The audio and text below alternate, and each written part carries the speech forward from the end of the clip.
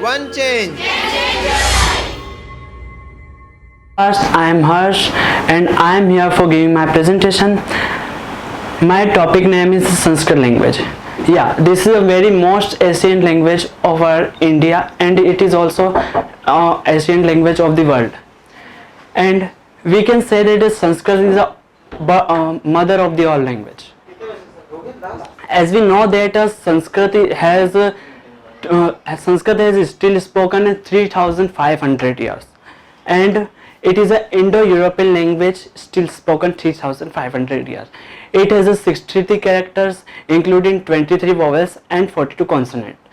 And that time human had to started to make a better communication, and Sanskrit is a knowledge like Vedas.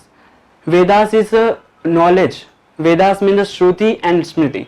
Shruti means the voice of God, and Smriti means what can we remember. Smriti is below from a Shruti, and the birth of the other language. The birth of the other language by the Sanskrit language. Yeah, guys, this is right. Like example, we are saying in Sanskrit matra, and in Greek we are saying that mother, and in English we are saying mother. At the type of this example, we can understand that what is the contribution of the Sanskrit language in the other language. And Sanskrit is known about the speech language, and it is also help of our speech therapy. So guys, this is a contribution of the Sanskrit language in the other languages. So guys, this was my topic. I hope you must read the Sanskrit language and you must speak. Thank you.